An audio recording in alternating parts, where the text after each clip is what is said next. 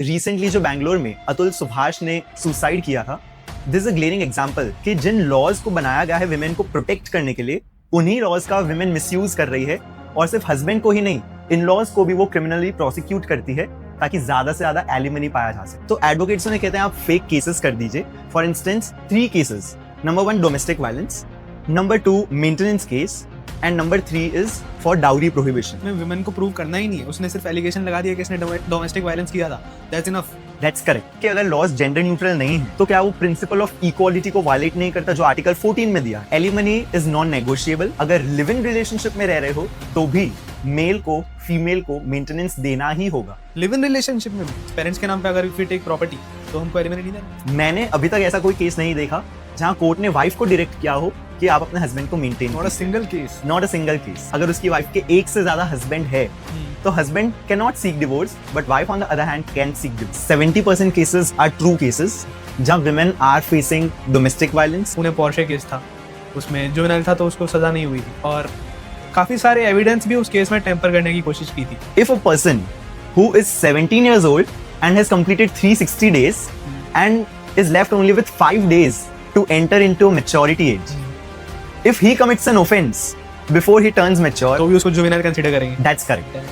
That is a loophole. Delhi high court के जज में उनके घर पे क्योंकि आग लग गई थी स्टोर रूम में, इसीलिए वो केस बाहर आया जहां crores of rupees in the form of cash मिला गया। अगर नॉर्मल पर्सन के घर पे इतना कैश मिले तो the FIR will be registered, CBI, ED will investigate. But अगर जज के घर पे मिलेगा तो FIR cannot be registered.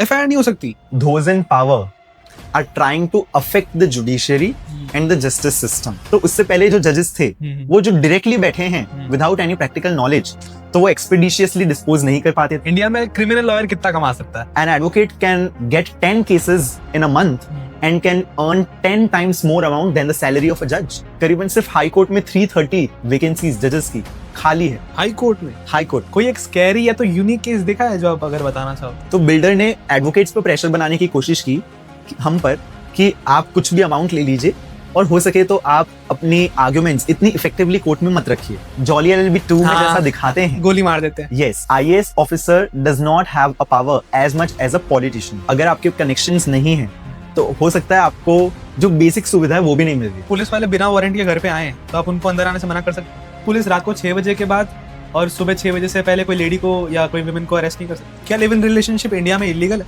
How hard it is to get a bail? 70% lower courts bail reject कर देती है आपकी। Bail is a rule and jail is an exception. Indian law में सिर्फ विमेन की अगर स्टॉकिंग होती हो उसी को एक ऑफेंस गिना गया है। मेन की stalking is not an offence. अगर कोई एक्सीडेंट में आपकी गलती ना हो तो भी आपको अरेस्ट किया जा सकता है। ये सच है? ये सही है कि अगर इंडिया में तुमको लीकर की शॉप खोलनी है उसका लाइसेंस तुम्हारा UPSC क्रैक करने से ज्यादा टफ है, किसी के पास मैरिज सर्टिफिकेट है ही नहीं, तो भी उसमें वुमेन या तो मैन डिवोर्स क्लेम कर सकता है। क्या extra marital affair of crime नहीं है, सिर्फ डिवोर्स का ग्राउंड बनकर रह गया? अगर पुलिस ऑफिसर कोई अपनी यूनिफॉर्म में नहीं है तो आपको अरेस्ट नहीं कर सकता। इट इज ट्रू कि डेटिंग ऐप से बहुत सारे फ्रॉड हो रहे हैं। सेम सेक्स मैरिजेस इंडिया में इलीगल नहीं है, पर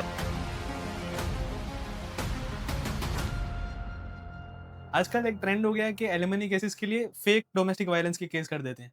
ये काफी हद तक सच है, क्योंकि अगर आप देखेंगे कि सारे लॉज जो है वो विमेन के फेवर करने के लिए बने हैं, इसलिए विमेन आजकल उन्हें मिसयूज करती है ताकि वो हस्बैंड से ज्यादा एलिमनी और मेंटेनेंस ले सके।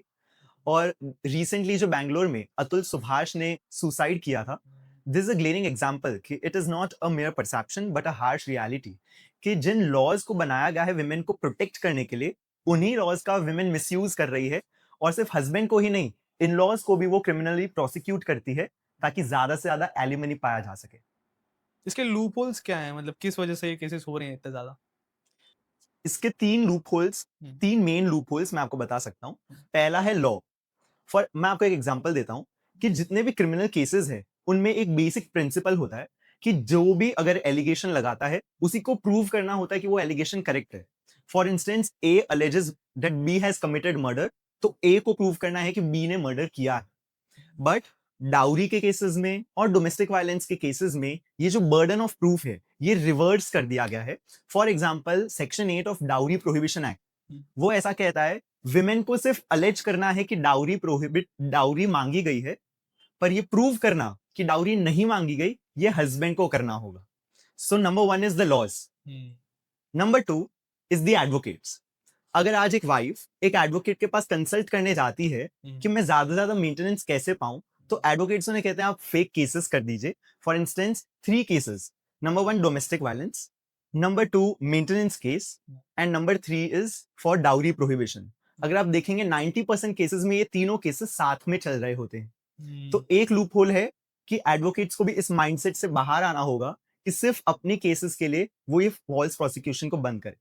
और तीसरा, द जजेस which are sitting are far more experience than advocates. उन्हें पता है कौन से केसेस ट्रू होते हैं और कौन से फॉल्स।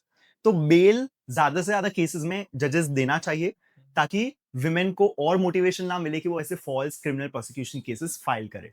मतलब जैसे आपने बोला इसमें विमेन को प्रूव करना ही नहीं है, उसने सिर्फ एलिगेशन लगा दिया कि इसने डोमेस्टिक वायलेंस किया था, that's enough. That's correct. For example domestic violence से भी ज्यादा, डोमेस्टिक वायलेंस एक्ट में तो ये प्रोविजन है ही, साथ में डाउरी प्रोहिबिशन भी है। So domestic violence and dowry prohibition में it is reverse burden of proof and not like any other cases. So this has to come with parity. जब न्यू लॉज आए थे, बीएनएस और बीएनएसएस इंट्रोड्यूस किया था recently 23 में, तो सबका ये परसेप्शन था कि कम से कम अब तो लॉज जेंडर न्यूट्रल होंगे, पर अभी भी वो पैरिटी नहीं आई है। मेरा नेक्स्ट क्वेश्चन यही था कि क्या इंडियन लॉज जेंडर न्यूट्रल हैं? बिल्कुल भी नहीं है। एक क्वेश्चन ये हो सकता है कि अगर लॉज जेंडर न्यूट्रल नहीं है और अगर अनइक्वल है, तो क्या वो प्रिंसिपल ऑफ इक्वालिटी को वायलेट नहीं करता जो आर्टिकल 14 में दिया है? पर इसका आंसर है आर्टिकल 15 क्लॉज 3 ऑफ कॉन्स्टिट्यूशन, जो बोलता है कि विमेन और चिल्ड्रन के लिए आप स्पेशल प्रोविजंस बना सकते हैं, क्योंकि हमेशा से विमेन हमारे समाज में एक परसिक्यूटेड क्लास रही है, इसीलिए विमेन के लिए स्पेशल प्रोविजंस बने हैं।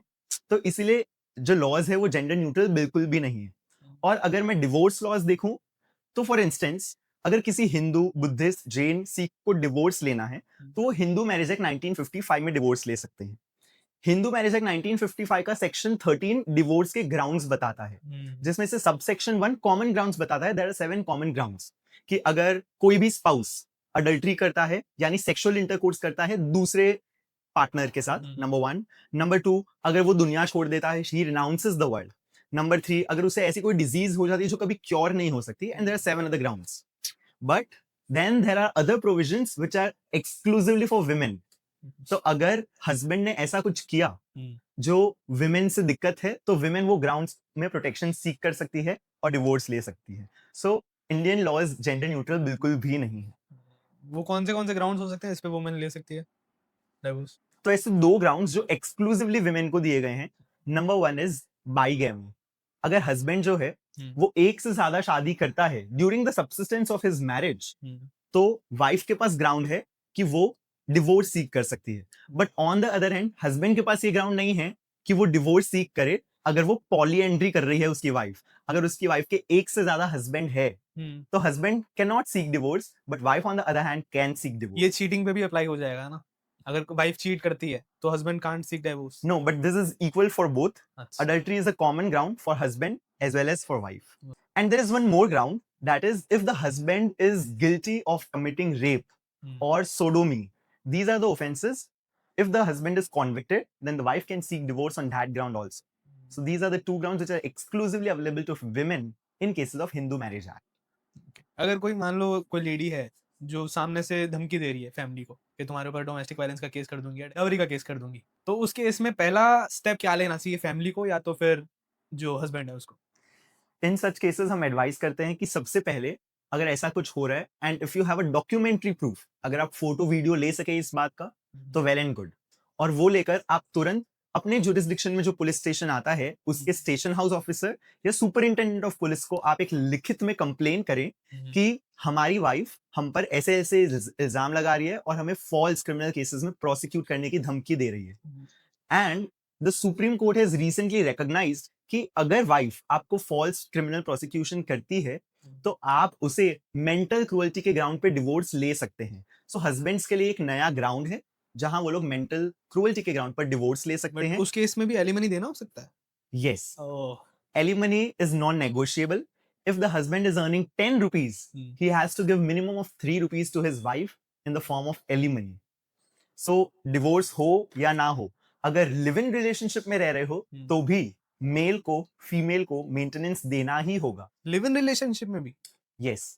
though live-in relation is not formally recognized in India, but the courts have recognized as back as in 2016 कि in a situation like live-in, where though it is not a marital relationship, it is only in the nature of marriage, उसमें भी husband or I would say the partner, the male partner is liable to maintain the female partner. Recently 2 main case हुए थे मेरे according. एक तो जो UG चहल का हुआ था डिवोर्स का, और एक हार्दिक पांड्या का केस हुआ था। उसके बाद से ये ट्रेंड काफ़ी ज़्यादा बढ़ गया है मेरे हिसाब से, बूस्ट हो गया है। तो हार्दिक पांड्या में स्टार्टिंग में एक ये बात हो रही थी कि उसकी प्रॉपर्टी उसके खुद के नाम पे नहीं थी, पेरेंट्स के नाम पे नहीं थी। तो वो उसको एलिमनी नहीं देना था। क्या ये सच है? मतलब पेरेंट्स के नाम पे अगर इफ वी टेक प्रॉपर्टी तो हमको एलिमनी नहीं देना? That's right. सुप्रीम कोर्ट का 2016 में कुछ गाइडलाइंस ले डाउन की थी। उस गाइडलाइन के हिसाब से जब भी मेंटेनेंस का केस या एलिमनी का केस फाइल होता है, तो Supreme Court ask the husband और the male partner to submit an affidavit, जिसमें आपके पिछले 3 साल के रिकॉर्ड्स चेक किए जाएंगे और आपके पास कितने एसेट्स है और कितने लाइबिलिटीज है वो चेक की जाएगी। तो अगर पिछले 3 साल में आपके नाम पर कोई भी एसेट आपने अक्वायर नहीं किया है या आपके ऊपर बहुत सारी लाइबिलिटी आपने अक्रू कर ली है, तो फिर आपका क्योंकि एसेट कम दिख रहा है और लाइबिलिटी ज्यादा दिख रही है, तो आपको कम मेंटेनेंस पे करना पड़ेगा। तो जो भी आपने 2 क्रिकेटर्स के नाम बताए, उनमें से उन्होंने पहले ही अपने पेरेंट्स के नाम पर प्रॉपर्टी कर दी थी, और अगर उनकी पिछले 3 साल की इनकम देखें या असेट देखें, तो उसमें एसेट का प्रोपोर्शन कम था और लाइबिलिटी ज्यादा थी, जिसकी वजह से उन्हें कम मेंटेनेंस पे करना पड़ा। ओके, अगर जेंडर्स को रिवर्स करते हैं, ठीक है, अगर एक वुमेन है जो अर्निंग है, उसकी पेमेंट मान लो सैलरी काफ़ी ज़्यादा है, और उसका हस्बैंड है जो कुछ नहीं कर रहा, वो नॉन अर्निंग दिखा रहा है, तो भी एलिमनी के केस क्या कर सकते हैं? वुमेन को देना होगा हस्बैंड को अगर वो डिवोर्स सीक करती है तो? That's a very good question and very lesser people know this, कि सबसे पहले हस्बैंड की लाइबिलिटी कब तक है वाइफ को मेंटेन करने की? जब तक वाइफ खुद को मेंटेन करने के लिए केपेबल ना हो जाए। For instance, wife starts earning, तो उसमें वाइफ के प्रति लाइबिलिटी खत्म हो जाती है। Husband doesn't have to pay anything, but that doesn't come into picture in the real sense, क्योंकि वाइफ को हमेशा के लिए मेंटेन करना होता है अकॉर्डिंग टू इंडियन लॉज। जैसा अच्छा, वो वर्किंग है तो भी नहीं, तो भी देना पड़ेगा अकॉर्डिंग टू लॉ, अगर वो वर्किंग है तो नहीं देना पड़ेगा, बट एक्चुअल में ऐसा होता ही नहीं है। जब प्रैक्टिस में आता है ये चीज, तो डाइल्यूट हो जाती है, because the wife she never earns because she's dependent on the maintenance amount which is coming from the husband. Second, क्या वाइफ को मेंटेन करना पड़ेगा हस्बैंड को in case the wife is earning and the husband is not earning? The answer is in section 24A of Hindu Marriage Act, जो gender neutral है और word use करता है spouse. So if a spouse is earning, for instance वो spouse wife है, if the wife is earning, that spouse is liable to maintain the other spouse which is not earning. तो for instance अगर wife earn कर रही है और husband earn नहीं कर रहा है, तो वाइफ की लाइबिलिटी है। बट मैंने अभी तक ऐसा कोई केस नहीं देखा जहां कोर्ट ने वाइफ को डायरेक्ट किया हो कि आप अपने हस्बैंड को maintain not a single case, not a single case. तो सिस्टम में क्या चेंजेस होने चाहिए इससे ये इनोसेंट लोग फंस ना जाए? जेंडर न्यूट्रली बात करते हैं, भले ही वुमेन इनोसेंट हो भले ही मैन इनोसेंट हो, लेकिन कुछ ऐसे क्या चेंजेस होने चाहिए जिससे दोनों बच सकते हैं? देखिए, 2 चेंजेस जो ग्रास रूट लेवल पर होने चाहिए वो है, one from the side of legislature and one from the side of judiciary. Legislature को जेंडर न्यूट्रल लॉज के तरह एक डायरेक्शन में जाना चाहिए। फॉर इंस्टेंस, जिस तरीके से अभी बीएनएस और बीएनएसएस न्यू लॉज इंट्रोड्यूस किए गए हैं, उसी तरीके से लॉज में अमेंडमेंट लाकर जो भी मैंने बताया आपको, मानो रिवर्सल बर्डन ऑफ प्रूफ, या फिर जो जेंडर न्यूट्रल लॉज नहीं है उन्हें जेंडर न्यूट्रल लाना चाहिए और हस्बैंड और वाइफ को एक लेवल प्लेइंग फील्ड देनी चाहिए। The time has gone where the women were persecuted, and now the time has come where the men deserves a status equal to that of a women. Number 1. Number 2, judiciary के side से, because the judges are far more experienced, इसीलिए उन्हें bell के jurisprudence को और liberal करना चाहिए। For instance, Allahabad high court का केस रिसेंटली सुप्रीम कोर्ट पहुंचा था। सुप्रीम कोर्ट ने कहा कि अगर डोमेस्टिक वायलेंस का केस वाइफ फाइल करती है, तो भी हस्बैंड को 2 मंथ्स तक अरेस्ट नहीं किया जा सकता, क्योंकि इलाहाबाद हाईकोर्ट ने ऐसे रूल्स फ्रेम किए थे। तो ऐसे ही rules all over India frame होने चाहिए, एक नेशनल लेवल पर होना चाहिए, ताकि एक कूलिंग ऑफ पीरियड मिले 2 मंथ्स या 3 मंथ्स, और उसके बाद जब पैरिटी पर दोनों आ जाए तब वो केसेस आगे बढ़ाने चाहिए, जिससे ये प्रॉब्लम काफी हद तक सॉल्व किया जा सकता है। वैसे जनरली बेल पीरियड कितना होता है इस केस में? It depends. अगर हम वाइफ ने फाइल किया है, the police has the right to arrest immediately, and the police also has the right not to arrest at all, क्योंकि अगर पुलिस को ऐसा लगा कि the husband is not going to run away from the investigation, is going to cooperate in the investigation and will not harm any evidence, with not tamper with the evidence, so police will not arrest. Otherwise police directly immediately arrest कर सकती है husband को. कोई ऐसा genuine case देखा है इस चीज में आपने जहाँ पे विमेन इनोसेंट हो और मैन ने ही किया हो case? See, it cannot be denied कि कुछ केसेस के वजह से सारी ही women false cases फाइल कर रही है. मैं कहूंगा कि 70% cases are true cases जहाँ women are facing domestic violence, women are being victimized for dowry and they are actually seeking maintenance from husbands. तो ऐसे सारे cases में the judges know, the advocates know, the parties know. It is the justice which is on trial. तो ये कहना गलत है कि सारे ही केसेस फॉल्स होते हैं, but there is a time, now has come a time where both the laws have to come on a same platform. Generally ratio क्या होता है, कितने परसेंटेज रियल होते हैं और कितने परसेंटेज फेक केसेस कर देते हैं? मैं कहूंगा 70-30. 70% केसेस रियल है और 30% ही फेक केसेस. 30 की वजह से जो 70 है वो भी बदनाम हो रहे हैं, वो भी सफर हो रहे हैं. That's true. Okay, juvenile cases पे बात करते हैं. जुवेनाइल केसेस में लूप होल्स हैं आज के टाइम पे. जो हमने रिसेंट 2 केसेस देख तो पुणे पोर्शे केस था, उसमें जुवेनाइल था तो उसको सजा नहीं हुई थी और काफी सारे एविडेंस भी उस केस में टेम्पर करने की कोशिश की थी. See, juvenile cases is governed by the Juvenile Justice Act of 2015. And there are loopholes, no doubt about it. See, law has to keep pace with time. But India में वो हो नहीं पा रहा है. The law is lagging far behind the times. जो Pune Porsche case की आपने बात की, उसमें काफी रिसेंट डेवलपमेंट्स हुए हैं, जिसमें जैसा आपने सही कहा कि एविडेंस को टेम्पर करने की कोशिश की गई है और उसमें सुप्रीम कोर्ट में ये केस चला था और सुप्रीम कोर्ट ने जो फादर है जिन्होंने एविडेंस के साथ टेम्पर किया उन्हें बेल देने से मना कर दिया. The mother got the bail, father did not got the bail, doctor did not get the bail. Recently the father died due to heart attack और उसके वजह से जो मेन अक्यूज था 17 years old child, he was given a 3 days bail. There exists a loophole. Loophole क्या है वो मैं आपको बताता हूं कि Juvenile Justice Act defines a child as a person who has not completed 18 years of age. And similarly, juvenile is a child who has not completed 18 years of age. Correct? So, if a person who is 17 years old and has completed 360 days and is left only with 5 days to enter into maturity age, if he commits an offense before he turns mature, तो भी उसको juvenile consider करेंगे. that's correct. That is a loophole. इसी का check and balances भी act में दिया गया है. एक्ट ये कहता है कि अगर देयर इज अ पर्सन जिसकी 16 years की एज है and if he is capable to understand the consequences of his action, if he is capable to perform an offence, then he must be tried as an adult. और इसीलिए यहाँ पर जो state government है Pune Porsche case में, उन्होंने एक application file की थी कि आप इसे अडल्ट की तरह ट्राई कीजिए because he 17 years old and he knew what he was doing. But यहाँ पर जुवेनाइल जस्टिस बोर्ड ने वो एप्लीकेशन रिजेक्ट कर दी और कहा कि हम इसे अडल्ट की तरह ट्राई नहीं करेंगे. So there exists a loophole. Nirbhaya case में भी एक जुवेनाइल था ना? That's correct. जुवेनाइल के लिए जजमेंट आ चुका है. Juvenile, he was tried as a juvenile. उसमें भी एप्लीकेशन लगाई गई थी to try him as an adult, but वो एप्लीकेशन रिजेक्ट कर दी गई. He was tried as a juvenile और maximum punishment in the juvenile justice act is imprisonment for 3 years. So he completed his incarceration period of 3 years और उसके बाद the court had to set him free. So he is now, yes, उसे छोड़ दिया गया. When this matter reached the Supreme Court, Supreme Court के judges ने कहा कि we also want to prosecute him, हम भी इसे जेल में रखना चाहते हैं, but the law has tied our hands और हम इसे सिर्फ 3 साल ही रख सकते थे, इसलिए हमें अब इसे छोड़ना ही होगा. So this is another loophole. Juvenile case में उसकी शायद आइडेंटिटी भी रिवील नहीं करते हैं ना, तो वो बाहर आके कौन हो क्या बता नहीं पता. राइट.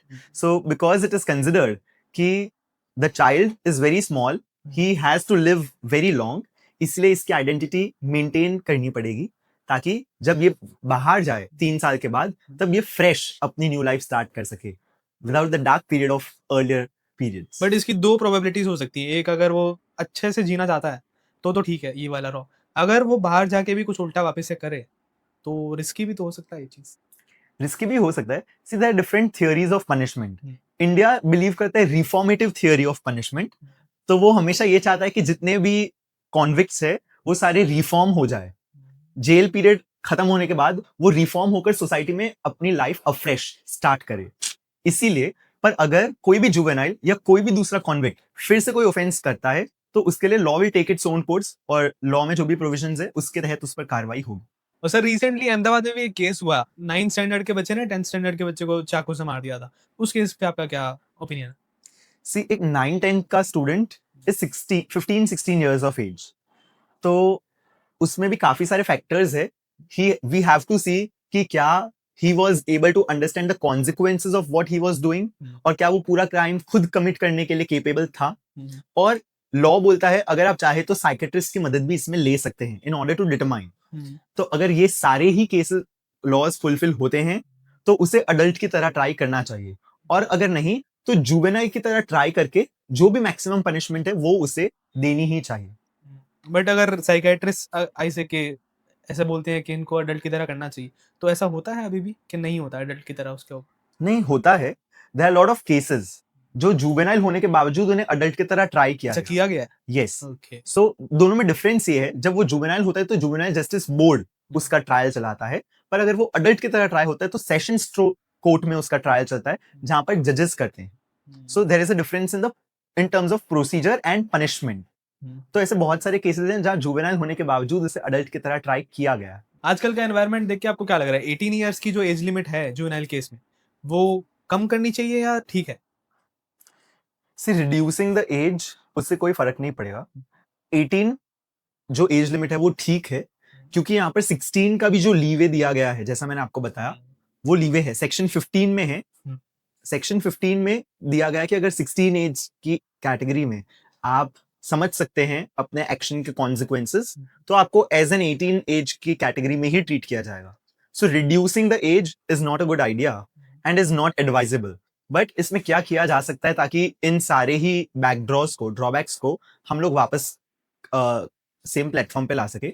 नंबर 1, इसमें बहुत सारे केसेस ऐसे होते हैं जिसमें the child is only a मोहर, इट इज अ मोहरा, बट कोई और एक्शन करवा रहा है, पेरेंट्स का so yes, so law has to recognize that those who has abated the offense, जिन्होंने उस ऑफेंस को करने में मदद की है, प्रेपरेशन की है, उन्हें भी ट्राई किया जाए along with the child।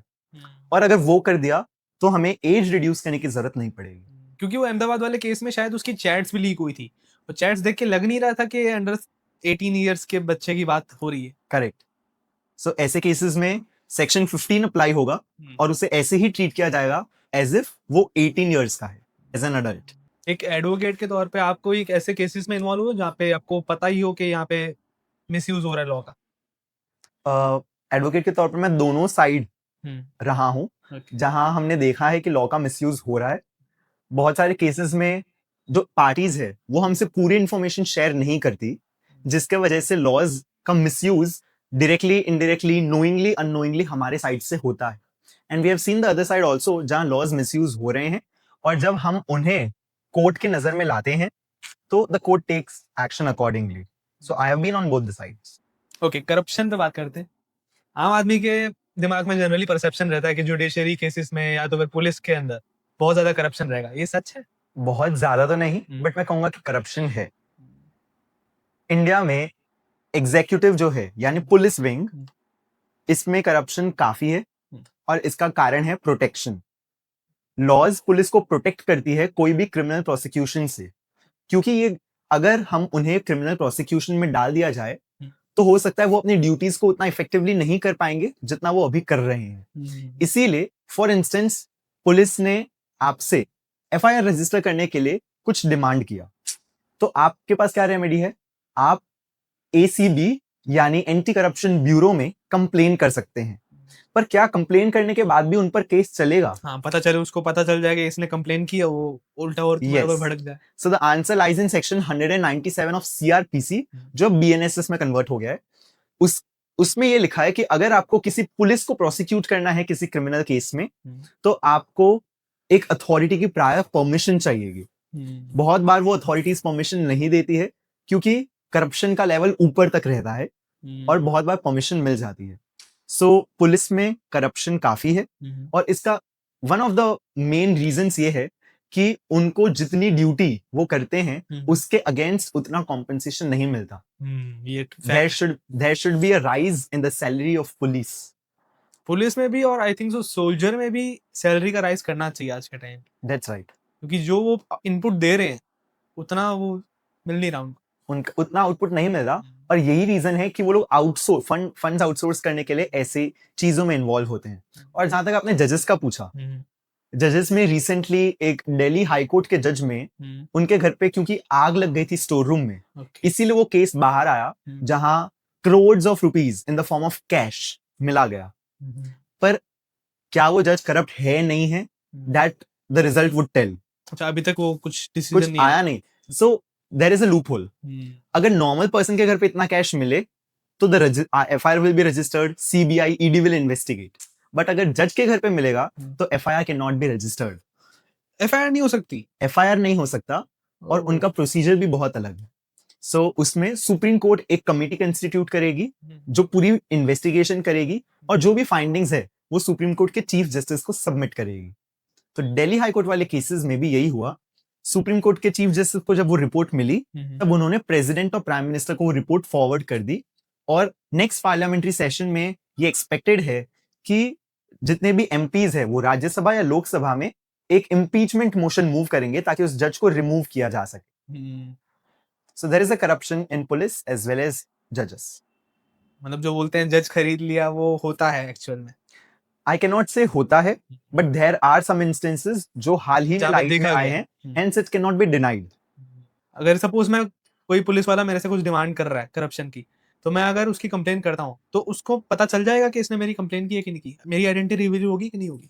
So the anti corruption bureau जब वहां पर आप कंप्लेन करते हैं तब आप वहां स्पेसिफाई कर सकते हैं कि the identity of the complainant should not be revealed. जब आप ऐसा स्पेसिफाई कर देंगे तो आपकी आइडेंटिटी रिवील नहीं की जाएगी और करप्शन का केस चलता रहेगा. So there is a protection for the those who blow the whistle. Whistle blowers के लिए भी एक प्रोटेक्शन. बट वो कैसे, ऑनलाइन वेबसाइट पे होता है? आप ऑनलाइन वेबसाइट से भी कर सकते हैं, आप चाहे तो वहां एक पोस्ट द्वारा लेटर भी लिख सकते हैं, और आप चाहे तो एसीबी की ऑफिस में भी जाकर कंप्लेन कर सकते हैं. रिसेंटली हमने नेपाल का एग्जांपल देखा जहाँ पे करप्शन से क्या क्या हो गया, पूरी सरकार ही गिरा दी गई.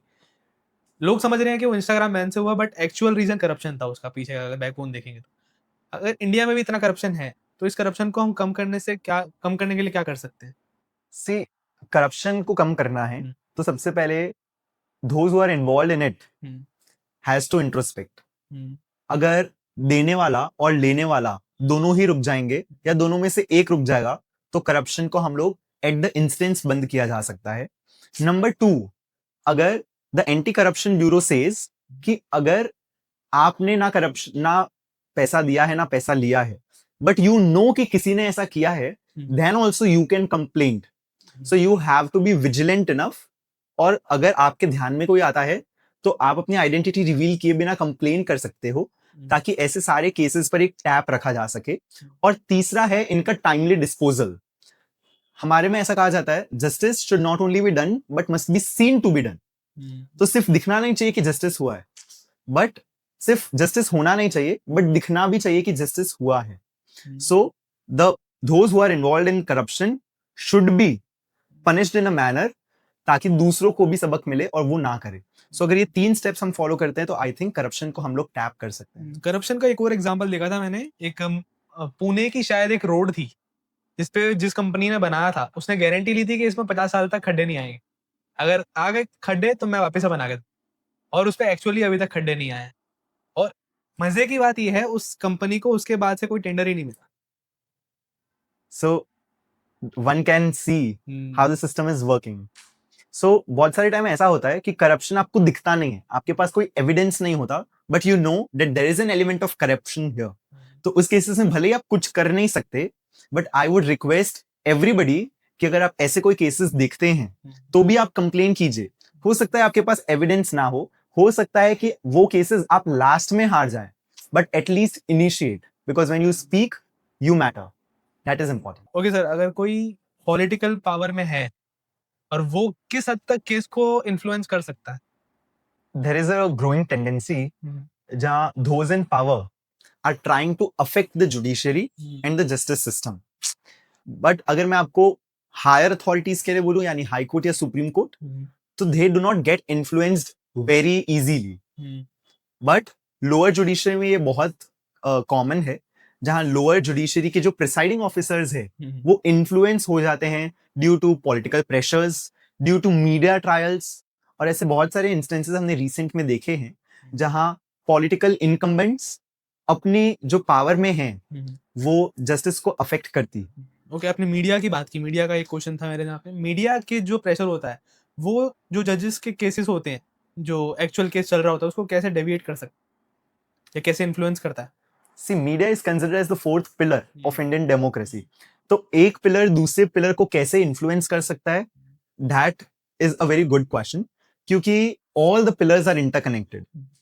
जुडिशरी में एक आ जाता है, in order to secure independence of judiciary, independence of जजेस, हमें बहुत सारे स्टेप्स लेने पड़ते हैं। फॉर इंस्टेंस हम लोग एग्जीक्यूटिव को और जुडिशरी को अलग रखते हैं, कॉन्स्टिट्यूशन कहता है आर्टिकल 50। उसी तरीके से जजेस have to think and have to be strong enough कि वो मीडिया से आइडियलाइज ना होकर अपना काम इंडिपेंडेंस से करें। नहीं, कई बार मीडिया हेल्प भी कर देता है, जैसे ये पुणे पोर्शे केस था, इसमें मीडिया ने शोर मचाया, उसके बाद ज्यादा प्रेशर पड़ा, तो मेरे हिसाब से जो ट्रायल्स थे उसकी स्पीड बढ़ा दी गई थी, जल्दी किया गया था उस चीज को। That is true. Media helps, but it also at times affects. So media पे हम कोई कंट्रोल नहीं कर सकते, बट एज अ जजेस वो लोग अपने इंस्टीट्यूशन को स्ट्रॉन्ग इनफ बना सकते हैं ताकि इनसे उन्हें कोई फर्क ना पड़े। सी जजेस के लिए every case is as important as a Pune Porsche case और अ निर्भया केस। इसीलिए यू आर ट्रू कि उनमें थोड़ा ट्रायल एक्सपेडाइट कर दिया गया because of this media pressure, but दूसरे केसेस में नहीं होता। सो there is a glaring example and judges have to be strong enough to handle these pressure. आपको क्या लगता है कि जो जुडिशरी सिस्टम है वो इतना डिले चलता है, तारीख पे तारीख पड़ती रहती है, लंबा खिंचता रहता है केस, इसमें अगर हम एआई को इंट्रोड्यूस कर दें या कोई टेक इंट्रोड्यूस कर दें तो ये डिले जो है कम हो सकता है? AI can definitely help in tapping this problem. अगर आप आज देखेंगे जब हम लोग ये पॉडकास्ट शूट कर रहे हैं तब सिर्फ सुप्रीम कोर्ट में 56,000 केसेस पेंडिंग है, हाई कोर्ट में 35 lakhs केसेस पेंडिंग है all over India, that 24 high courts, और डिस्ट्रिक्ट कोर्ट में अराउंड 56 lakhs केसेस पेंडिंग है according to national judicial data grid.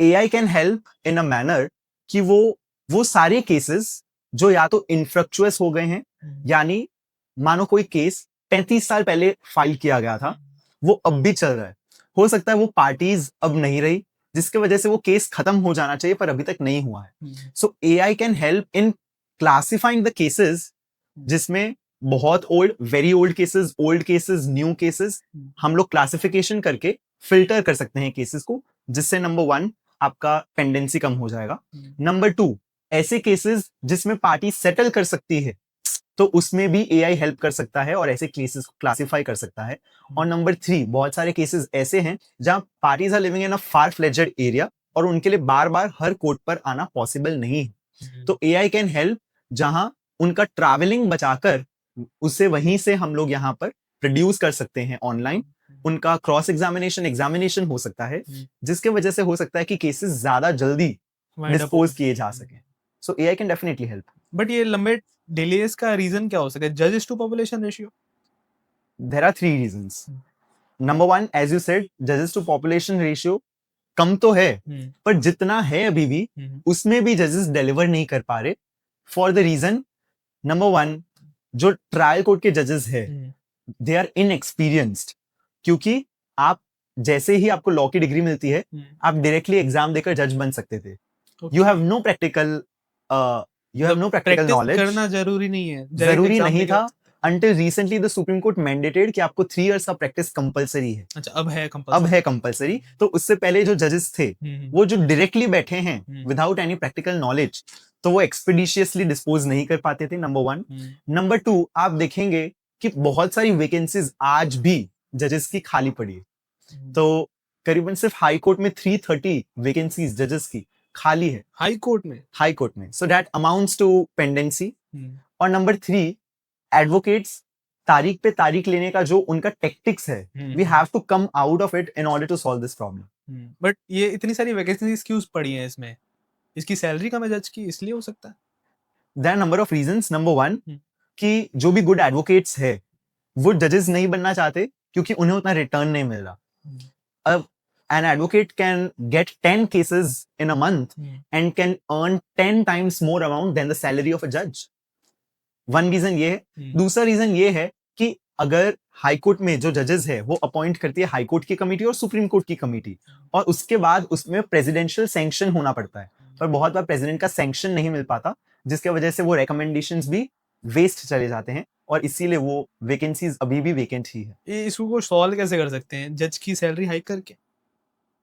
जजेस का सैलरी तो एक लेवल तक ही हाइक किया जा सकता जनरली है. कितनी रहती है आपके अकॉर्डिंग? जजेस का salary is from the consolidated fund of India.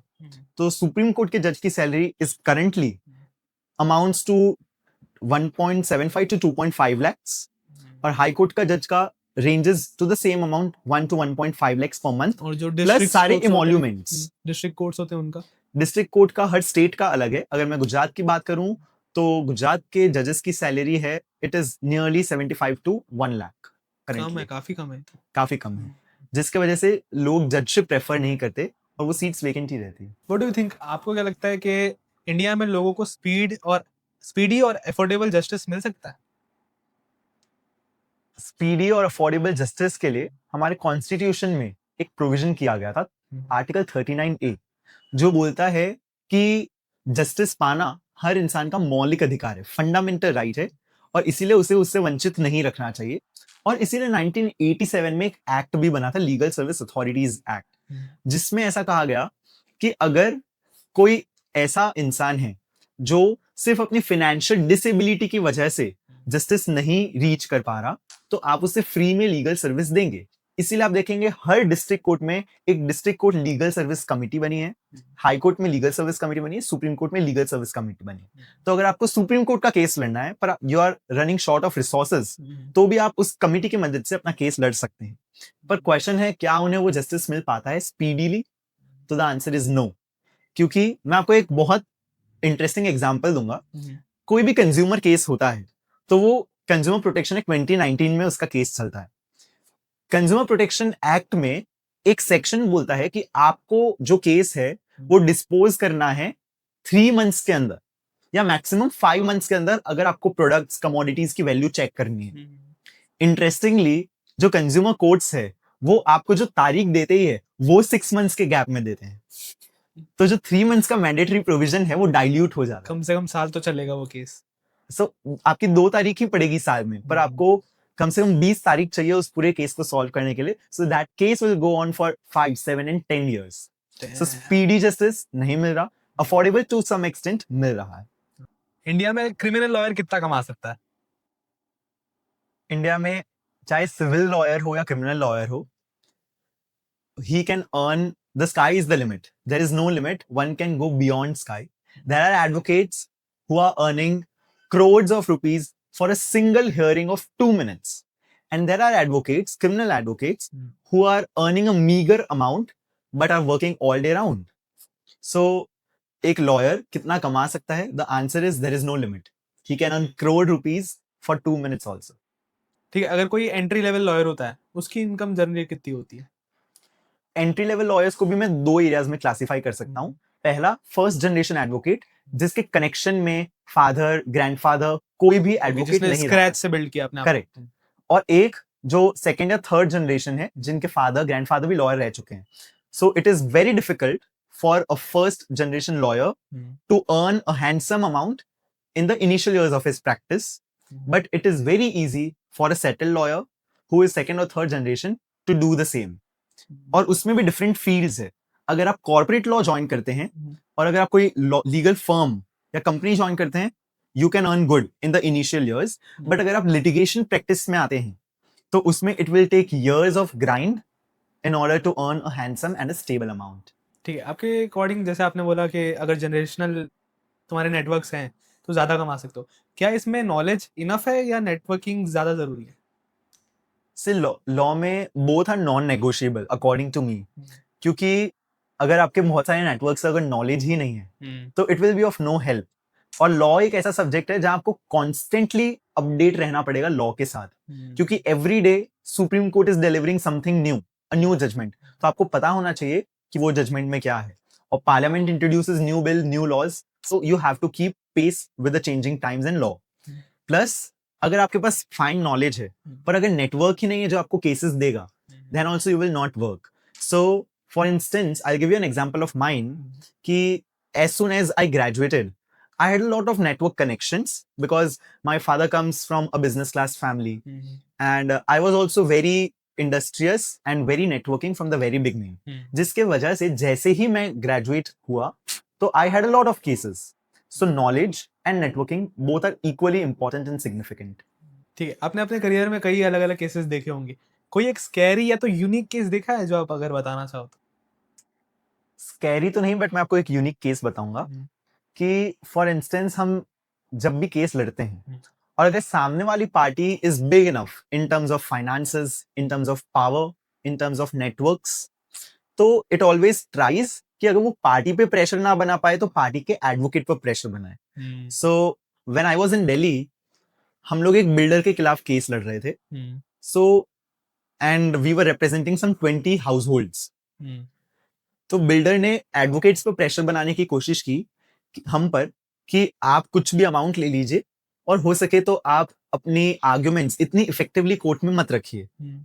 So there are such cases. Criminal में भी ऐसे केसेस हमें देखने को मिलते हैं जहां पार्टीज हमारे पास आती है कि आप अपने आर्ग्यूमेंट्स मत दीजिए या फिर आप फ्लिम्जी आर्ग्यूमेंट्स दे दीजिए, but we as an advocate have a duty towards our clients, so we have to stick by our duties. Lawyers में और जजेस में धमकी मिलती है, थ्रेट्स मिलते हैं? टू बी रियल, थ्रेट्स जैसा बहुत कम है. अगर रेशो है तो भी बहुत कम है. मैं बोलूंगा कि 2 to 3% ही केसेस ऐसे होंगे जहां लॉयर्स को कोई केस रिप्रेजेंट करने के लिए उन्हें थ्रेट्स मिला हो या जजेस को थ्रेट मिला हो. जॉली एलएलबी 2 में जैसा दिखाते हैं, गोली मार देते हैं. Yes, that is not real, at least in the Indian legal regime. तो यहाँ पर लॉयर्स और जजेस अपना काम इंडिपेंडेंटली और विदाउट एनी फियर कर सकते हैं. आपको कभी कोई केस की वजह से लाइफ थ्रेटनिंग सिचुएशन में फेस करना पड़ा आपको? लाइफ थ्रेटनिंग तो नहीं कहूंगा, पर मैं आपको ऐसा कहूंगा कि हम लोग मध्य प्रदेश के एक विसल ब्लोअर को रिप्रेजेंट कर रहे थे जहां उसने जो भी इलीगल सैंड माइनिंग चल रही थी उसके खिलाफ आवाज उठाई थी और एक पीआईएल फाइल की थी. जब हम ऐसा कर रहे थे तो जितने भी लोग थे जो अक्यूज थे उन्होंने बहुत बार हमारी पार्टीज पर लाइफ थ्रेटनिंग एक्टिविटीज करने की कोशिश की, जिस पर पार्टीज ने ये डिसीजन लिया कि वो अपने केसेस आगे नहीं बढ़ाएगी. पर हमने जजेस से प्रोटेक्शन ली और उनके लिए, क्योंकि उनके लिए 24/7 उन्हें प्रोटेक्शन प्रोवाइड की गई, तब वो केस डिस्पोज हुआ, हम वो केस जीते और जो भी ऑफेंडर्स थे उन्हें वो सजा हुई. सो हमने पर्सनली लाइफ थ्रेटनिंग कोई भी थ्रेट नहीं मिला है, बट पार्टीज को मिला है जिसका अफेक्ट लॉयर्स पे पड़ता ही. बट ये जो सिक्योरिटी प्रोवाइड करते हैं वो किस हद तक सही होती है? क्योंकि मूवीज में क्या दिखाते हैं, एक मोटा सा पुलिस वाला आएगा जिसके पास पुरानी सी बंदूक होगी जो चलेगी भी नहीं. ऐसा होता है सिक्योरिटी? नहीं, ऐसा बिल्कुल भी नहीं होता है, क्योंकि अगर ऐसा हो और अगर इंटेलिजेंस फेल हो जाए आपको सिक्योरिटी प्रोवाइड करने में despite the order of the court, तो वो ऑफिशियल की बहुत बड़ी रिस्पॉन्सिबिलिटी हो जा सकती है और हो सकता है उन पर कंटेम्प्ट का केस भी चले. इसीलिए वो सारी अपनी ड्यूटीज बहुत इफेक्टिवली पूरी करते हैं. जैसे आपने ये केस का एग्जांपल दिया मध्य प्रदेश वाला, एक रिसेंट केस महाराष्ट्र में भी हुआ था जहाँ पे एक आईएएस ऑफिसर अपना जो सैंड माइनिंग का शायद कुछ तो काम करने आए थे, और एक पॉलिटिशियन उनको कॉल पे धमकी दे रहा है कि तुम यहाँ पे कैसे आ गए. इसके बारे में क्या ओपिनियन है आपका? जैसा कि आपने पहले भी बोला था कि पॉलिटिशियंस किस हद तक जस्टिस को अफेक्ट करते हैं, ये उसका ग्लेरिंग एग्जांपल है. बहुत सारे केसेस कोर्ट में पहुंचने से पहले ही दबा दिए जाते हैं और आप देखेंगे there is always a tussle between the politicians and these administrative officers, जो भी आईएएस आईपीएस ऑफिसर्स. हम बहुत सारी मूवीज में भी देखते हैं कि आईपीएस ऑफिसर्स को फोन आ जाता है कि आप इस पर केस मत कीजिए. तो दीज आर रियल केसेस जहां ऐसा होता है. इन केसेस में जैसे यहाँ पर डॉक्यूमेंट्री एविडेंस है तो हम लोग कोर्ट में केस फाइल कर सकते हैं या एंटी करप्शन ब्यूरो में जा सकते हैं कि ऐसा सब हो रहा है और आप इस पर एक्शन लीजिए, तो इन पर तुरंत एक्शन होता है. पावर वाइज देखते हैं, अगर पावर किसके पास ज्यादा होती है, अगर कोई आईएएस आईपीएस ऑफिसर है या पॉलिटिशियन, या लॉयर भी ले सकते हैं साथ में? मैं आपको फर्स्ट दो के बीच में बताता हूँ. IAS officer does not have a power as much as a politician, and that is the reason. क्योंकि इंडिया एक डेमोक्रेटिक कंट्री है, जहां पर लोग अपने पॉलिटिशियंस को यानी अपने लोक नेता को खुद चुनते हैं। सो अगर इंडिया में सबसे सुप्रीम कोई है, इंडिया का कॉन्स्टिट्यूशन चालू होता है we the people of India. तो पीपल खुद को गवर्न नहीं करते, वो अपनी पावर्स पॉलिटिशियंस के हाथ में देते हैं, एमपी एमएलए जो गवर्न करते हैं। तो सबसे हाईएस्ट पोस्ट अगर मैं कहूं तो वो है लेजिस्लेचर की, एमपीज की, एमएलएज की। और इसीलिए IAS officers are not that powerful. हो सकता है जो पॉलिटिशियंस है वो अपने अपॉइंटमेंट्स द्वारा इनका ट्रांसफर कर दे। हम बहुत सारे केसेस में देखते हैं कोई अच्छा वर्क कर रहा है तो भी ट्रांसफर हो जाता है बिकॉज ऑफ सच रीजंस। और अगर एक लॉयर की कितनी पावर है ये मैं कहूं तो a lawyer is powerful enough to shake the system. अगर इंडिया में वैसे शांति से रहना है किसी को, तो एक तो या तो तुम्हारे पॉलिटिकल कनेक्शंस होने चाहिए, या तो तुम्हारे लॉयर्स में कनेक्शन होने चाहिए, और एक या तो तुम्हारे जो पुलिस ये सब है इन सब में कनेक्शन होने चाहिए। ये फैक्ट है। ये एक सैड रियलिटी बन चुकी है कि अगर आपके कनेक्शंस नहीं हैं तो हो सकता है आपको जो बेसिक सुविधा है वो भी नहीं मिल रही। अगर आप एक बहुत पॉश एरिया में रह रहे हैं, हो सकता है बारिश के टाइम पर आपका पूरा एरिया फ्लडेड हो गया हो सकता है कोविड के टाइम पर आपको वैक्सीन ना मिल रहा हो सकता है आपको एफआईआर रजिस्टर करने में दिक्कत आ रही हो सकता है आपको गणपति दर्शन के लिए वीआईपी टिकट्स नहीं मिल रही है।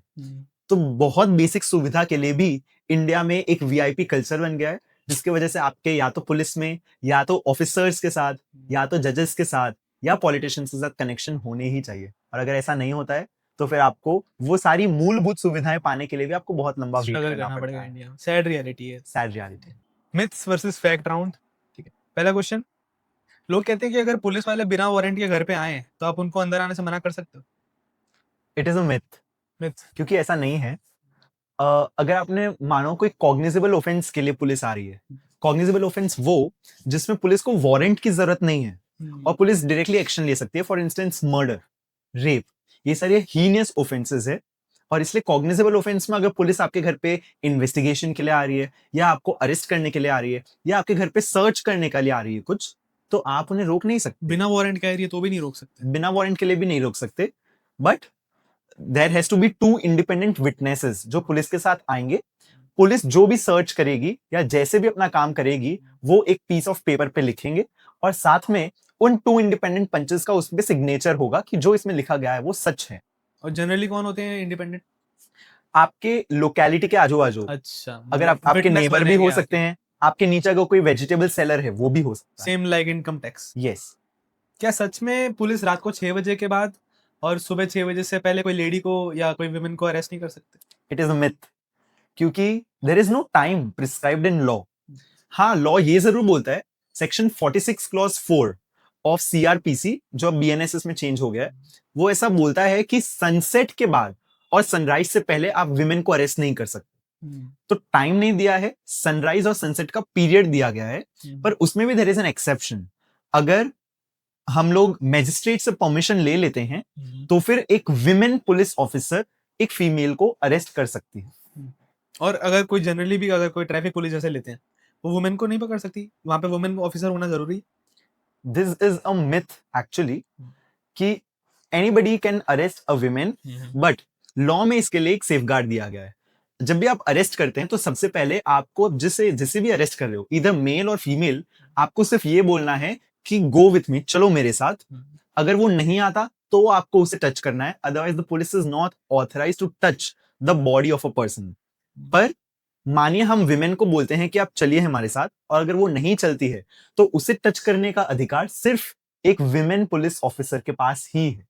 या फिर अगर मेल कर रहा है तो it should be in the presence of a women police officer. क्या लिव इन रिलेशनशिप इंडिया में इलीगल है? No, this is myth, because live in relationships illegal नहीं है। ऑन द कॉन्ट्रेरी, जो लॉज है वो अब लिव इन रिलेशनशिप्स को रिकॉग्नाइज कर रहे हैं। एक बहुत ही रिसेंट एग्जांपल है उत्तराखंड स्टेट में, जहां हाल ही में यूनिफॉर्म सिविल कोड को लागू किया गया, और वहां यह कहा गया कि अगर कोई पार्टनर्स लिव इन रिलेशनशिप में रह रहे हैं तो उन्हें सबसे पहले इंटीमेट करना है रजिस्ट्रार को, और उसके बाद वो लिव इन में कंटिन्यू कर सकते हैं। So it is not illegal, because the court said कि आर्टिकल 21 में आपके पास राइट है ये चूज करने का कि आप किसके साथ रहना चाहते हैं, irrespective of nature of marriage.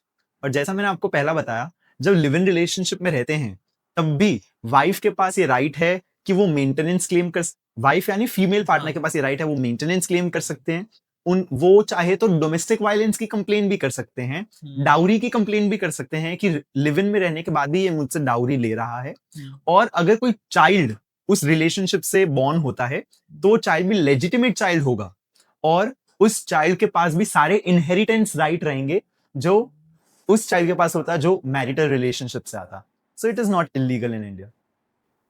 लोग सोचते हैं कि एक बार अगर बेल मिल जाए तो केस उसके बाद चिल हो जाता है, ये फैक्ट है myth? It is a myth, क्योंकि बेल मिलना doesn't affect the merits of the case. अगर आप देखेंगे हर बेल ऑर्डर, चाहे वो डिस्ट्रिक्ट कोर्ट ने दिया हो, हाई कोर्ट ने दिया हो, सुप्रीम कोर्ट ने दिया हो, उसके एंड में जजेस एक लाइन लिखते हैं कि this case is decided by us and it doesn't affect the merits of the case. So bail मिलने के बाद भी आपका ट्रायल चलता रहता है और अगर आप ट्रायल में पार्टिसिपेट नहीं करते तो आपका बेल कैंसिल भी किया जा सकता है। सो bell and the entire case are two different things, and one doesn't end because of the other. Okay, but how hard it is to get a bail? It is actually very difficult to get a bail from the lower court. Lower court? क्योंकि lower court में ये tendency नहीं होती कि वो bail दे। 70% lower courts bail reject कर देती है आपके बहुत similar, अगर बहुत minor offenses है तो भी। But High Court and Supreme Court are very liberal in granting bail, और सुप्रीम कोर्ट के जजेस ने एक अप्रोच अडॉप्ट किया है कि bail is a rule and jail is an exception. तो इसीलिए it is very difficult to get a bail from trial courts but quite easier to get bail from the high court and the supreme. बट कई बार bell risky भी हो जाती है ना, क्योंकि वो बंदा बाहर जाके हो सकता है जो सबूत थे उसको टेम्पर कर दे। That's correct. और इसीलिए जब कोई भी कोर्ट बेल ग्रांट करती है तो वो XYZ कंडीशंस लगाती है। Number 1, you will not tamper with the evidence. Number 2, you will not leave the boundaries of a particular state या a particular district. Number 3, you will report to a particular police station every week or every month, depending on the gravity of offense. Number 4, you will always appear in the court whenever your case is called for. So ये सारी conditions लगाती है और अगर उसके बाद भी कुछ होता है so there are different provisions कि bail cancel किया जा सकता है और उसे वापस जेल में डाला जा सकता है। क्या अगर कोई आदमी अगर अपनी स्पाउस को फिजिकल रिलेशंस के लिए अगर फोर्स करता है तो उसके लिए कोई केस नहीं है आईपीसी में? No, it is a myth. ये बोला जा सकता है कि अगर कोई हस्बैंड अपनी वाइफ को फोर्सफुली सेक्सुअल इंटरकोर्स करता है उसके साथ तो उस पर रेप का केस नहीं होगा। दैट इज अंडर 376, वो केस नहीं होगा। This is known as marital rape. Marital rape को इंडिया में क्रिमिनलाइज नहीं किया गया है। It is criminalised in different countries like Australia, New Zealand, Denmark, Canada, but not in India. India में सिमिलर ये केस पेंडिंग है सुप्रीम कोर्ट में कि क्या ये मैरिटल रेप को क्रिमिनलाइज करना चाहिए या नहीं। That is pending in the Supreme court. But क्या आईपीसी के दूसरे प्रोविजंस में मैं कंप्लेंट कर सकती है wife? The answer is yes. IPC में असॉल्ट का प्रोविजन है, हार्म का प्रोविजन है, आउटरेजिंग मोडेस्टी का प्रोविजन है, डोमेस्टिक वायलेंस का प्रोविजन है। अलग से पूरा डोमेस्टिक वायलेंस एक्ट बना है जिसमें आप ये कंप्लेन कर सकते हैं कि आपके साथ आपको हार्म किया गया, असॉल्ट किया गया। तो not in rape but of course in different provisions. Live in में कर सकते हैं? लिव इन में भी कर सकते हैं। The spouse of a live in relationship has exactly the same right as a spouse in a marital relationship, except for the fact कि उनके रिलेशनशिप को रिकॉग्निशन नहीं मिला है। नहीं, बट मैरिटल रेप का अगर केस लेते हैं तो वो जो लिव इन रिलेशनशिप है उसमें तो अप्लाई नहीं होगा ना? नहीं, तो जो मैरिटल रेप का केस है वो तो वाइफ भी नहीं कर सकती हस्बैंड के खिलाफ, क्योंकि इसे क्रिमिनलाइज अभी तक किया नहीं गया है। तो ना फीमेल पार्टनर कर सकती है ना वाइफ कर सकती है, अभी के लिए कोई नहीं कर सकता। पर जब इसे क्रिमिनलाइज कर दिया जाएगा तब इसका फायदा सिर्फ और सिर्फ वाइफ उठा पाएगी और फीमेल पार्टनर नहीं उठा पाएगी, because it is marital rape. That means rape conducted by a husband on her wife. अच्छा, ये वाली बात करनी रह गई थी, जो अगर कोई मेल के साथ रेप होता है तो उसके ऊपर कोई सजा नहीं है इंडिया में? इंडिया में जो रेप है ये भी एक जेंडर न्यूट्रल लॉ नहीं है। So rape according to Indian law, rape can be perpetrated only on a women, और इसीलिए अगर मैन का रेप होता है तो वो 376 का फायदा नहीं ले सकता है। वो सिर्फ और सिर्फ चाहे तो असॉल्ट और हार्म का केस बना सकता है, पर रेप के प्रोविजन का वो फायदा नहीं उठा सकता है। दोनों ही पॉसिबिलिटी में नहीं होता। अगर कोई मैन का रेप करता है या कोई वुमेन मैन का रेप करती है तो भी नहीं कर सकता, तो भी नहीं हो सकता है। सो ये जेंडर न्यूट्रल नहीं है। और जेंडर न्यूट्रल लॉ का आपको एक और एग्जांपल देता हूँ कि स्टॉकिंग जैसा बहुत ही बेसिक ऑफेंस, स्टॉकिंग मैन का भी हो सकता है, विमेन का भी हो सकता है, बट इंडियन लॉ में सिर्फ विमेन की अगर स्टॉकिंग होती हो उसी को एक ऑफेंस गिना गया है। मैन की stalking is not an offence according to the Indian penal code. कितनी सजा होती है इसमें? उसकी मैक्सिमम पनिशमेंट है 3 years। 3 years। सर अगर पुलिस एफआईआर लिखने से मना कर दे तो जो कंप्लेन करने आया है वो हेल्पलेस हो जाता है? इट इज अ मिथ, क्योंकि अगर पुलिस एफआईआर रजिस्टर करने से मना कर दे तो there are 2 safeguards which are available in law। Section 154 subsection 3 of CrPC आपको बोलता है कि अगर पुलिस आपका एफआईआर रजिस्टर करने से मना कर दे तो आप उसी पुलिस स्टेशन के एसपी यानी सुपरिंटेंडेंट ऑफ पुलिस को रिटर्न में एक लेटर या अपनी कंप्लेंट पोस्ट द्वारा भेजें, और एसपी को जब वो आपका लेटर या कंप्लेंट रिसीव होगा तब उसे एफआईआर रजिस्टर करनी होगी।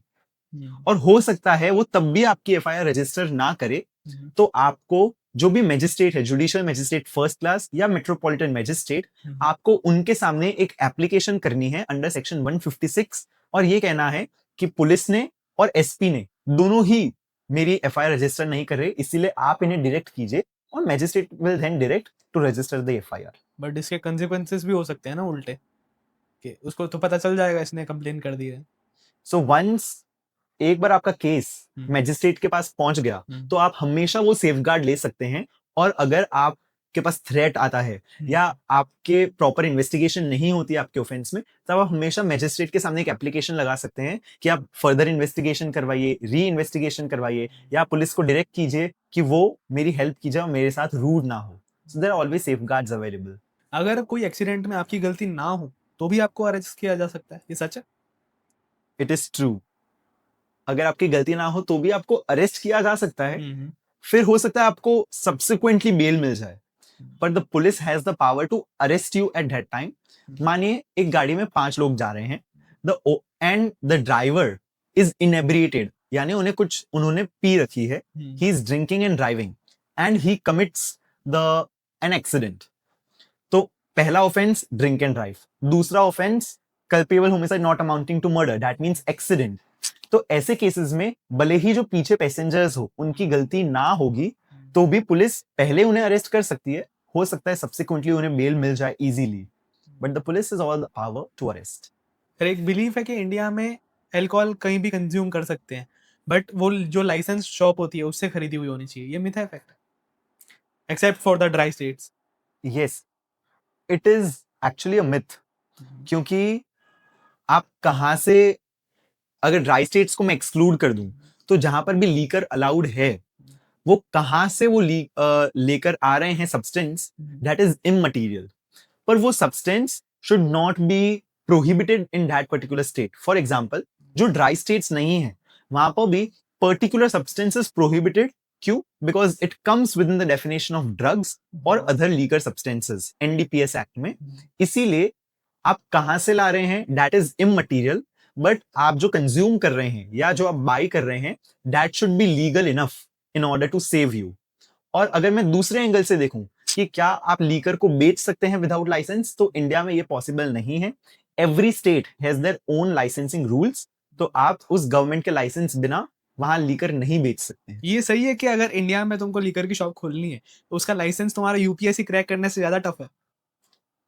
It is true in some states जहां पर लाइसेंसिंग बहुत अथॉरिटेटिव है, पर बहुत लिबरल है दूसरे स्टेट्स में जिनका मेन रिसोर्स या मेन रेवेन्यू ही वो लाइसेंस से आ रहा है।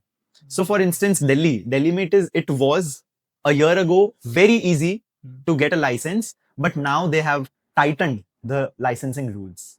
How hard it is to get a gun licence? It is very difficult, क्योंकि अगर आपको गन का लाइसेंस लेना है या कोई भी आर्म्स एंड एम्यूनिशन का लाइसेंस लेना है तो आपको जो भी अथॉरिटी है, प्रिस्क्राइब्ड अथॉरिटी, उनके सामने ये प्रूव करना पड़ेगा कि why do you need, number 1 why do you need that arm, and number 2 is the really a requirement. तो अगर आपका बैलेंस्ड अप्रोच है जहां बोल रहे हैं कि मुझे एज सच कोई रिक्वायरमेंट नहीं है बट हो सकता है मेरी सेफ्टी को टेम्पर किया जा सके, तो उस सर्कमस्टेंस में आपको लाइसेंस नहीं दिया जाएगा।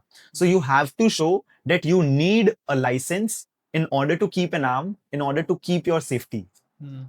तो it is very difficult in India to get an arms licence. एक कॉमन बिलीफ है अगर मैरिज सर्टिफिकेट है तो ही शादी वैलिड है इंडिया में. इट इज मिथ, क्योंकि marriage certificate is not mandatory in India.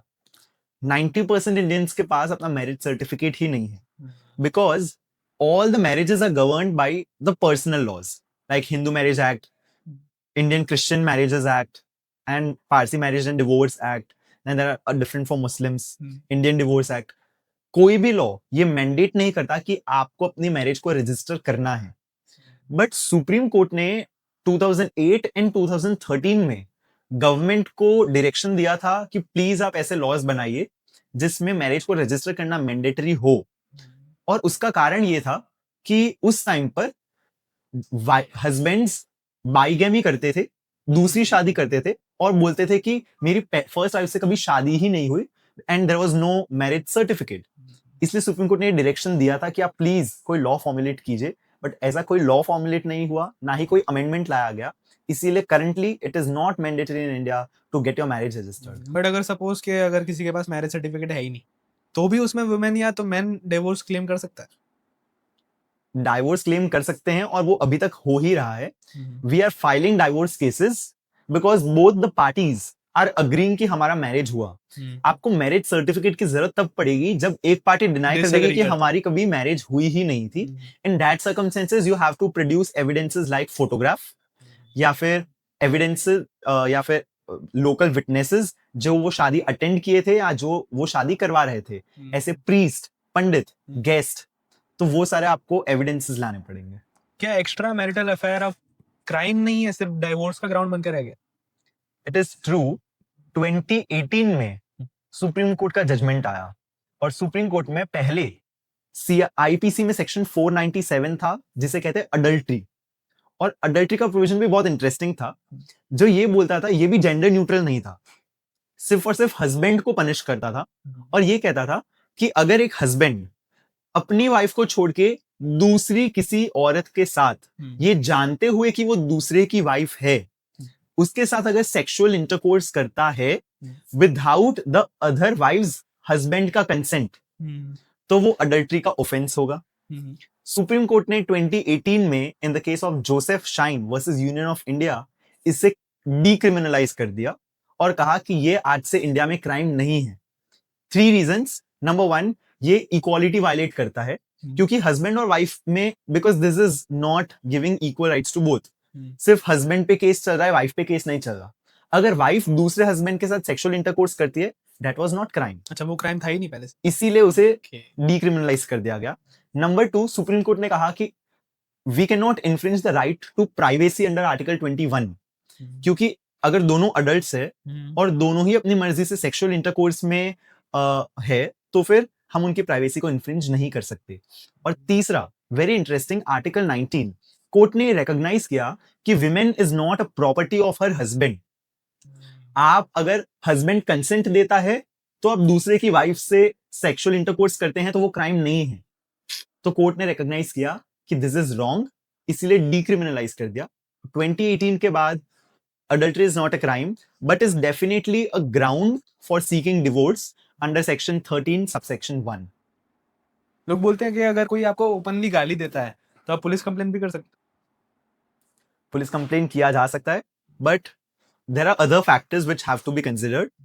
जब आप ओपन गाली दिया and if it amounts to your insult or annoyance, और या फिर उससे जो भीड़ थी वो इतनी ज्यादा एनॉय हो गई कि वो वहां की पीस को इन्फ्रिंज कर रही है, तो फिर आप पुलिस कंप्लेंट कर सकते हैं. पर एक और सेक्शन है आईपीसी में जो आपको ध्यान रखना होगा, सेक्शन 95, जो बोलता है अगर छोटा मोटा ऑफेंस है तो हम उसे ट्राई नहीं करेंगे, पर अगर आपके उस एक्ट से उसका कॉन्सिक्वेंस बहुत बड़ा हो रहा है तो हम उसे जरूर ट्राई करेंगे. एंड आईपीसी में ऐसे बहुत सारे प्रोविजंस है, सेक्शन 520, 506, इंटिमिडेशन, जो ऐसे सारे सर्कमस्टेंस में आप उनका यूज ले सकते हैं. ठीक है, अगर पुलिस ऑफिसर कोई अपनी यूनिफॉर्म में नहीं है तो आपको अरेस्ट नहीं कर सकता? इट इज मिथ, क्योंकि it is not mandatory for a police officer to be in a uniform in order to arrest. हो सकता है कि police officer when he is off duty और उनकी आंखों के सामने एक क्राइम कमिट हो रहा है, तो ऐसे सर्कमस्टेंसेस में even though he is not in uniform, he can effect arrest of that person. और आपको एक इंटरेस्टिंग प्रोविजन बताता हूं लॉ में। लॉ फ्रीडम देता है किसी भी पर्सन को कि आप अरेस्ट कर सकते हो अगर आपके आंखों के सामने कोई ऑफेंस हो रहा है, कोई भी कॉग्निजेबल ऑफेंस, यानी बहुत ग्रेविटी जिसकी बहुत ज्यादा है, बहुत हीनियस ऑफेंस है, तो आप उस केसेस में एज एन इंडिविजुअल आप भी अरेस्ट कर सकते हो। और अरेस्ट करके तुरंत आपको पुलिस ऑफिसर को उसे सबमिट करना होगा, पुलिस की कस्टडी में सबमिट करना होगा। So it is not mandatory in India for a police officer to be in uniform in order to arrest. Okay, अगर पुलिस वाला आपको बिना वजह के स्लैप करता है तो आप उस पर हाथ नहीं उठा सकते। It is true. आप वापस पुलिस वाले को स्लैप नहीं कर सकते, पर आपके पास दूसरी रेमेडीज है लॉ में। तो आप असॉल्ट का, हार्म का, ग्रीवियस हार्म का एफआईआर रजिस्टर कर सकते हैं, but you can not slap back the police. But law में ऐसे सेफगार्ड्स भी दिए हैं, मानो कोई भी या पुलिस ऑफिसर आप पर अटैक कर रहा है, not in his official capacity as a police, पर अगर कोई आप पर अटैक कर रहा है तो आप in the pursuit of right of private defence उस पर वापस अटैक कर सकते हैं, but it should be a balanced approach. तो कोई अगर आपको सिर्फ आप पर स्टोन फेंक रहा है और आप उसे शूट कर देंगे तो वो नहीं चलेगा। So if there is a balanced approach और अगर आप रीजनेबल स्टेप्स लेते हैं for private defence, so that is allowed in law and you will not be prosecuted in that circumstances. अगर पुलिस ऑफिसर यूनिफॉर्म में नहीं है तो भी उस पर हाथ नहीं उठा सकता। If he is not in uniform और अगर वो अपनी ऑफिशियल ड्यूटीज डिस्चार्ज नहीं कर रहे हैं, if he is off duty, तो आप अपने प्राइवेट डिफेंस में उन पर अटैक कर सकते हैं, पर अटैक के बदला आप वापस अटैक से नहीं दे सकते हैं। अटैक के बदले में आपको लॉ में जो रेमेडीज है वो ही अवेल करनी पड़ेगी और आपको एक केस ही रजिस्टर करना पड़ेगा। डेटिंग एप्स की बात करते हैं। डेटिंग एप्स में बहुत ज्यादा फ्रॉड हो रहा है आजकल लोगों के साथ, तो उसमें लॉ के हिसाब से क्या रेमेडी है हमारे लिए? इट इज ट्रू कि डेटिंग ऐप से बहुत सारे फ्रॉड हो रहे हैं। न्यूज़पेपर में there is a growing trend जहां रोज एक केस ऐसा आता है कि डेटिंग ऐप या सेम सेक्स या हेटेरोसेक्सुअल डेटिंग एप्स में बहुत सारे फ्रॉड हो रहे हैं। तो अगर ऐसा कुछ होता है तो विदाउट एनी हेसिटेशन आप पुलिस कंप्लेन कर सकते हैं। अगर रॉबरी हो रहा है, आपको गन पॉइंट पे रख के या कोई भी इंस्ट्रूमेंट पर रखकर अगर आपसे पैसा निकलवा रहा है, you can dial 100 and file a complaint. You can also approach the nearest police station and file a complaint. अगर आपके पास उसके कोई भी whereabouts है, यानी उसके डिटेल्स, रेजिडेंशियल, फोन नंबर, तो आप जरूर उससे पुलिस के साथ शेयर कीजिए और आप कैसे मिले और वो ऑफेंस कैसे परपिट्रेट किया गया, वो पूरी डिटेल्स आप पुलिस को देंगे तो पुलिस आपकी हेल्प करेगी। चैट्स कोर्ट में एडमिसिबल होती है? Chats are admissible in court. उसमें section 66 of information technology act, अगर आपका जो चैट है उसको सर्टिफाई किया गया है कि दिस इज ट्रू, ये जो भी चैट है, और इट इज नॉट फॉर्म्युलेटेड, तो वो एडमिसिबल है एविडेंस। तो इसलिए चाहे व्हाट्सएप चैट हो या डेटिंग एप्स पर आपकी चैट हो, they are admissible in the courts of law. Same sex marriage India में इलीगल है? India, it is a myth. It is a myth. Same sex marriages India में illegal नहीं है, पर इसको लीगल रिकॉग्निशन भी नहीं दिया गया है। फॉर इंस्टेंस, अगर कोई भी पार्टनर सेम सेक्स है, अगर वो मैरिज करते भी है तो भी they will not get the benefits जो एक हेटेरोसेक्सुअल मैरिड पार्टनर्स को मिलते हैं। तो इंडिया में रिसेंटली एक केस हुआ था, सुप्रीम कोर्ट ने उसमें वो सेम सेक्स कपल्स के यूनियन को रिकॉग्नाइज किया पर मैरिज को रिकॉग्नाइज नहीं किया, ये कहते हुए कि ये रिकॉग्नाइज करने का काम सिर्फ और सिर्फ पार्लियामेंट का है। अगर पार्लियामेंट कोई लॉ बनाती है और इस मैरिज को रिकॉग्नाइज करती है तो ही हम इसे मान्यता दे सकते हैं, वरना नहीं दे सकते। So currently it is not illegal in India, but at the same time it is also not recognised in India.